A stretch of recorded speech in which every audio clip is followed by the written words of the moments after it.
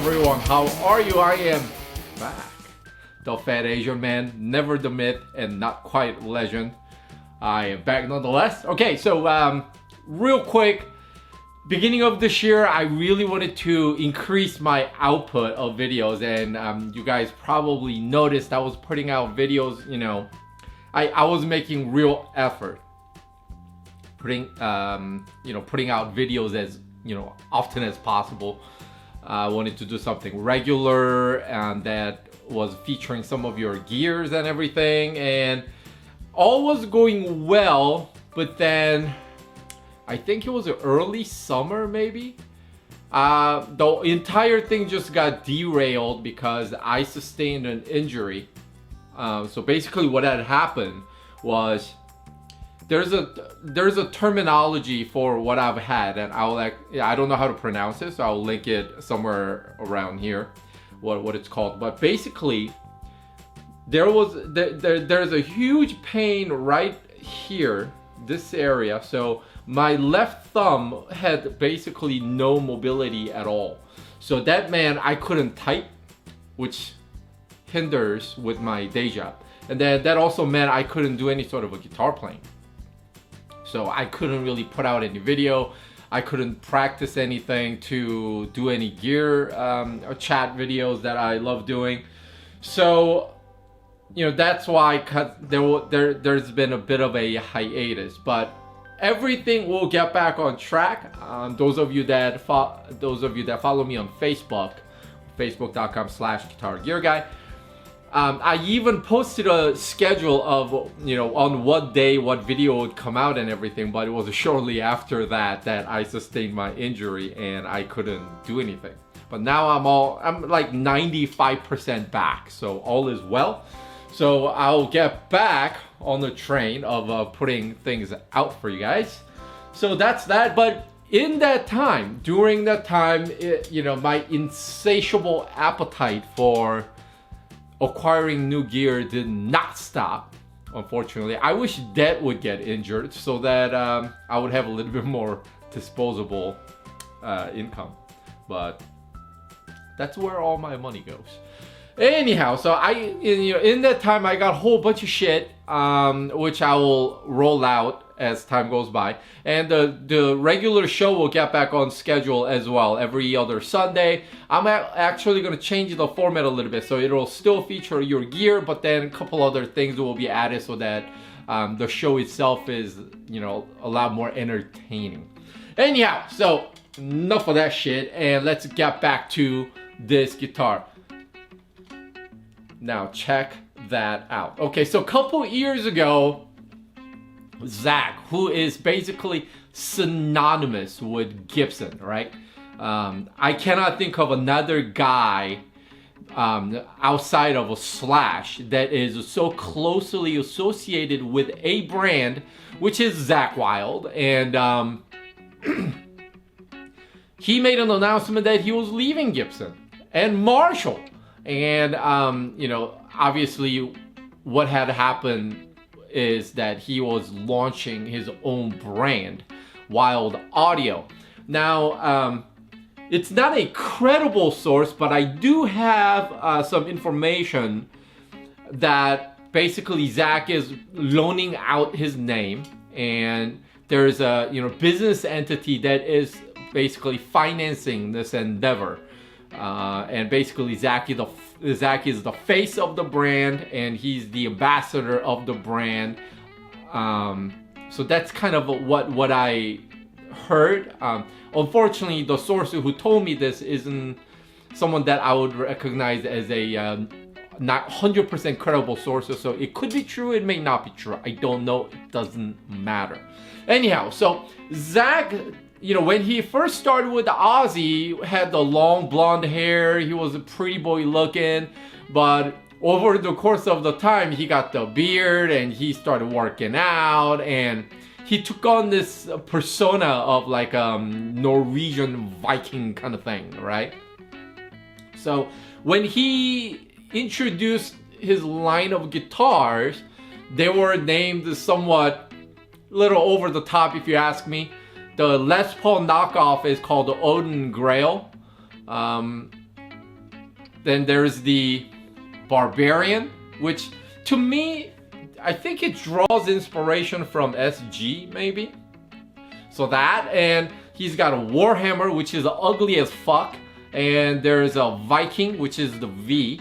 I think the Viking looks alright. So anyhow, so out of all the guitars that he released, I could not do Warhammer because it just butt fuck ugly. The V, I could have done it, but I don't know. It just wasn't calling my name. The Odin Grail, which is the single cut Les Paul knockoff, which would have been all right. I love either the Buzzsaw or the Berserker or the Bullseye, you know, whatever finish. But I cannot deal with the Odin Grail's lower horn. If you know what I'm talking about, you might agree. It has this wavy shit going on, which really throws the look off, and it just doesn't sit well with me, so I couldn't do that. So I landed on this Barbarian model. I believe this one, called the Hellfire Buzzsaw. Again, the naming scheme a little over the top. Hellfire Buzzsaw is a Guitar Center exclusive. So I walked into Guitar Center and I got it at a great deal. I did pay the sticker price, but I bought it during the period of time when they had this promotion called the GC Bucks, where either 20% or 25% of the price comes back to me in the form of, you know, the coupon code I could use for future purchase, which was awesome. So basically, 20%, 25%, whatever it was. So anyhow, so that's that. So let's take a look at the guitar real quick. During the audio sample, I did show you some pictures, but here's just as we go. The block inlay is just huge. It occupies the entire fret there. And this horn is slightly bigger than that horn.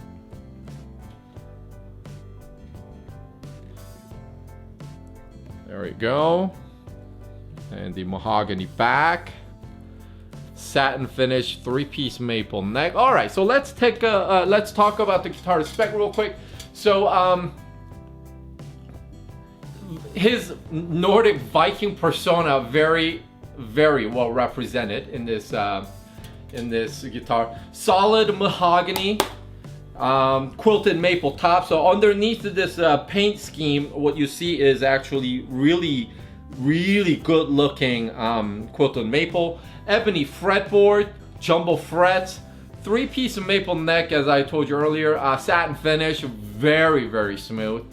I love the way they did this right here in the joint area. It is made in South Korea, in the same factory where they pump out the Schecters. So Wylde Audio obviously is affiliated with Schecter, and hence it comes out of the Schecter OEM factory. Grover Rotomatic tuners. Now at this price range, I would have loved to see you know, the locking tuners. Wasn't gonna happen. The nut is really well cut. Just out of the box, you can tell the nut will accommodate thicker strings if need be. So that's nice. And then as you run your fingers through the edge of the neck, there is no fret wire protruding that just fucks with your fingers. Nothing like that. So very well done. Now what I do notice is, if you look at the guitar, now this particular one, so this probably isn't consistent with all other guitars of Barbarian or any other model that uses the same inlay. But if you look at this guitar dead on, you don't see the discoloration. But this right here, the 5th fret, at an angle, if you catch it just right, you can tell the first string, second string, third string, like right around here is kind of discolored to like a yellowish tint. I'm colorblind, so I can't tell whether that's yellow, orange, or red, but there is a bit of a discoloration. So I don't know what the deal is with that. And then Tone Pro's hardware, EMG 81, EMG 85. So during the audio sample, I didn't do any, I didn't give you anything like super long or clean sound, because we all know what 81 and 85 sound like.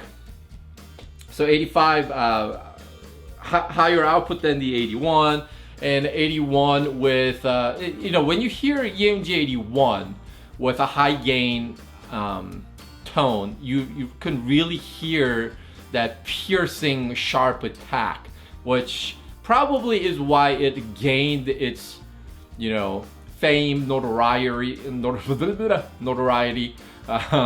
popularity during the heyday of like a Metallica, you know, or what have you. And being active, they have a lot, you know, humongous headroom. So that's the advantage of the EMG set, the Zakk set. But again, you know, they kind of sound, you're not going to get a whole lot of deviation from these pickups moving from wood to wood, guitar to guitar, and stuff like that. And the fretboard being a 14-inch radius. So that basically is the, you know, the spec sheet. Now, as far as the way the guitar is put together, incredible craftsmanship. South Korean factories really know how to pump these out. The quality is, you know, there is nothing, not one single area, paint blunder or, you know, just anything. There's nothing to fault for, and even the mahogany is not a bad looking slab of wood here. Now, on my like next videos, I'll show you some of the other guitars that I've acquired in the during the time of my hiatus, and those are made with mahogany, and some of those mahogany would look really terrible, and I would show you what I'm talking about at that time. But this guitar here, now, true to Zakk style, it is heavy as fuck, and this neck here is also pretty chunky. Now, I have a small hand, Donald Trump hand. You know what they say, smaller the hands, and let's not go there. Not gonna play well, especially me being an Asian and all. So I have a smaller hand. I also have a very weak hand. I don't have a whole lot of like a strength in this hand. So I normally prefer thinner necks, just because, you know, it's just easier for me to maneuver around. So this neck being chunky, now it is not as chunky as Gibson Joe Bonamassa Les Paul that I have. Now that is really, really thin. So this is close, but not quite, but it is chunky, yet it is not unreasonably uncomfortable for me. You know, it does flatten out just a tad towards the center, and there's just a lot of a neck here to hold on to. So if you are one of those guys that prefer chunkier necks for, you know, more substance to hold on to, you will find right at home. Normally I don't really like a lot of Schecter guitars. I did love the Sun Valley Super Strat that I showed you a couple months ago. I'll link it right here. This also coming from the Schecter factory. Just gorgeous piece of instrument, and obviously the look and the paint scheme and everything, it's gonna take some getting used to, and it's kind of an acquired taste, if you ask me. Top of the headstock, little resemblance to the Gibson stuff. But anyhow, so just as far as the guitar is concerned, you know, tone is predominated by the pickup set, but the way the guitar is put together, you'll feel right at home, especially if you are SG or a single cut player. And the beveling on it also is very comfortable because it contours to your body. You can see the bevel right here, which would sit against your body, and then there's a bevel right here for the forearm. So there's like no piece of this guitar that digs in. Even the sharp bits are out of the way when you're holding the guitar. So really just solid piece of guitar, and me being a Zakk fan, this really is quite nice. I parted ways with my Epiphone Bullseye Les Paul Zakk signature that I have, I sold that like 3-4 years ago. So this is now my Zakk signature guitar that I have, and it's just really, really nice. So very chunky, good heavy tone. If that's your sort of thing, you'll love it. So I think that about does it for this episode. So I'll bid adieu now, but in a couple of days I'll come back with a GGG show featuring somebody's gear collection and some of the other topics that I would like to discuss with you, and that's about it. So until next time, I've been Triple G, you've been awesome, and everybody take care.